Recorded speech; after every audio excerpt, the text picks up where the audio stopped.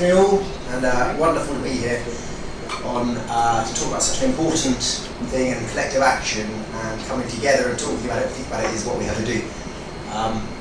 So I'm just Etherington. I've got a much better photo of myself here to keep you awake. So I'm an associate director, also at an engineering consultancy, Bureau Happold, and we offer sort of engineering solutions across any sort of part of the built environment, probably. A bunch of specialists, but mostly I work in an energy transition team, and we're a team which is really, I get out of bed every morning to try and make some sort of contribution to our societal transition, societal change. And we all need to do our bit, so I try to do my bit in that way. I'm started as a building services engineer, so I'm really interested in buildings, how you design low carbon buildings, how you actually design efficient buildings, and that's sort of from existing stock but also new build. And that gradually got into interest in, okay, if you can design buildings really well, what about the systems that support the buildings? And what do you do about campuses? What do you do about cities where density is great? What do you do about the fact that 80% of our buildings in some way will still be here and we need to be net zero? And once you start thinking about that, it becomes really, really addictive. So I spent my time thinking about that, and I'm going to split my talk today into two components. The first part, we're going to think a bit more about vision. What could we want to have? And then talk a little about some of the approaches that we're trying to use, building on the great analysis that's presented, to actually deliver some solutions. So we're a Westminster-based business, so we're very happy to be here. We're also committed to net zero, and we're doing that in a way of our own business's operation, and science-based targets, but we're also bringing that to our clients, so looking at what sort of goals we set for ourselves for the sorts of projects that we're working on. How can we upwardly influence the people we're working with about making sure their projects align with what we need to do societally. That's embodied carbon, operational carbon, and really looking to push that through across all our sorts of projects. So, into the vision. Right? It's a nice post-lunch, have a little think, a little dream, don't dream too much. This is a piece of work that they looked at in Paris. Imagine if everything you needed was 15 minutes away. What would have to change for your situation, for all the things that you need in life? That could be work, could be play, could be healthcare, could be education, was 15 minutes away. And they did a really nice piece of work about what changes do they need to make in their community to allow that. So actually maybe you don't need to go as far, maybe you can get all that satisfaction. So imagine from your context, what would you need for that? How would that change your experience of life? Quite a nice vision actually. I mean, modern mobility also helps. I think you count 15 minutes inside that, so you can use some filter. Again, imagine if we didn't all need to own a drill. If we could actually get to more of a place where we had more community assets, that we didn't need to have them all ourselves, and we could share them. And I know these are already happening. These are the sorts of collective actions that do happen from a community base upwards. But we could all really be doing more of it if we challenged ourselves a bit more. Probably got a bit more organised when we wanted to hang that picture. But no, that's just one simple example, but it also you see it in car clubs, other forms of shared ownership, and that allows us also to make more space. If we did all not have to own a car, or those of us that have a car and then think about it and think, okay, I don't really use it, I use the optional bit. If we really took that seriously, we could free up so much more space. That sort of leads on to a really nice project that they were looking at in Manchester, which is making a bit more space for nature. If we made more space for nature, we adapted ourselves and our behaviours, what sort of spaces could we make that we could have? Could it be greener? Could these be not just the green roofs, but could they be green facades? Could there be more trees around the place? And with days and heat like this, there's a lot of information coming out now about the benefits of greenery in urban environments, dropping temperatures locally.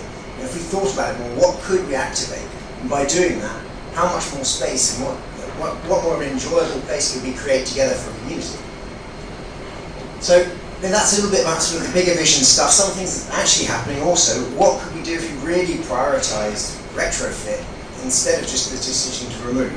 And this is probably more applicable to higher heritage value assets where you keep a bit of that social fabric, the nice things, the culture. You look around and you think, that's beautiful because it's old. But old doesn't necessarily mean it can't be amazingly efficient and it can't be worked upon. So it's just an example of what a great bit of work that Westminster are doing about retrofitting the existing house, keeping some of that nice feeling that keeps it old, keeps it beautiful, but also makes it efficient. And that leads into, imagine if every home could be net zero. And this will be talked about a bit later tonight, or this afternoon even, but this is a great example project in Westminster about taking sort of relatively standard block and making it into a net zero performing housing. My last sort of one, and do excuse the terminology, but hypermixity. I can't say that here, then where can I say it? You'll have to look at what it really means, but this is about driving utilisation. What if we made spaces where we really got them used all the time? We were using them around the clock for different reasons, using them in the daytime for work, using them after work for social convening, using them for community action. They were close, they were working hard on growing hydroponic things, feeding like salad, and other things, really making these spaces work harder for us as community residents. Could we be trying harder to make these spaces happen rather than handing over the control? So that's a little bit of vision, some of the things we could be doing if we challenged it harder, and you've got to question, where does that responsibility lie? And some of it's in setting some of the rules, some of it's also in the engagement, how we deliver, how interested we are to make use of these spaces and to input into them as they happen. So what are some of the barriers? We're all in agreement here. This was just presented about the emissions across Westminster. Interestingly, Westminster City Council, 2% of the emissions across the Westminster City Borough. So it's not just the council, it's really about the activation of the people using and living in the residents, the organisations. Everyone has their part to do. But it does need to be bold, this action that we need to take. So this is from the 6th Climate Budget Report from the Climate Change Committee, and this is about an estimation of how some of this transition will happen. And interesting, I think the point for me is that over 50% of the savings require societal behaviour change. So it can't just happen. 41% on this estimation was just for technological, so just purely technological changes. But for the other 59%, that's technology and behaviour, the way we use things, when we set off our dishwasher or our washing machine, when we decide to put the heating on, whether we can, all changes that we can influence and we can make a difference with. They're out of control of the designers, out of control really of the regulation settings, so things that we need to do. So us as a society are absolutely key to delivering transition. There are lots of solutions, and this is a very simple version of the pillars of decarbonisation, and there are many more of them depending on who you talk to, but as mentioned, mobility, we need to electrify it. There are so many benefits from air quality, from that. Maybe we can make it a little bit more effective and remove some of the congestion, maybe return some of those streets back to our own selves. We actually do need to invest ahead of demand. I mean, I don't really want to talk about money that much because it's more about the vision where we can get to, but we need to be investing into it now, and there's so much money that wants to get into making stuff green if we can find credible ways to do it. So we do need to do that so that as the urgency increases, we're ready and the infrastructure is in place to support that. Critically, and this is particularly one of my areas of passion, I guess I spent the last 10 years really thinking about decarbonisation of heat. And that mainly boils down to actually degasification when you really break it down. As was mentioned, nationally, the electricity grid is really decarbonising very rapidly and will continue to do so. So it really comes down to degasification. How do we do that? The pathway for heat pumps, how do you do them? What role can heat networks play in actually allowing you to deliver in a very dense urban environment? And Westminster's got some good form in that.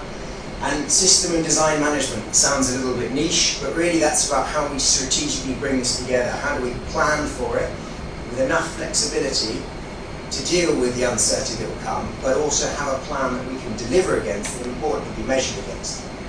That sort of is my little segue onto the next bit, just to give you a little snapshot into what we're doing with Westminster and how some of the industry is thinking about area-wide energy planning to try and support the transition.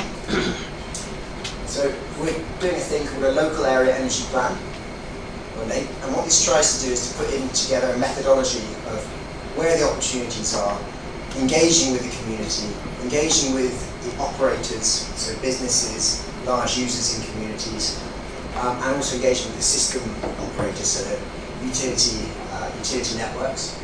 And you're trying to bring that together based on the sort of thinking that was presented earlier and the sort of improvement rates that we need to make into real projects, a strategic plan of where you need to focus and prioritise places. So across Westminster, we need to shift really from a fossil fuel-based system to an electrified system. It's got some of the one of the most challenging boroughs, probably in the UK, given its very inner city position. Only the City of London has a higher per capita emissions rate. One, and very difficult. And what that comes out, we did this in Manchester, and what that comes out with is strategic areas, strategic plans to deliver against, and just what it really needs though is you can put this plan in place, but we all get behind it. So.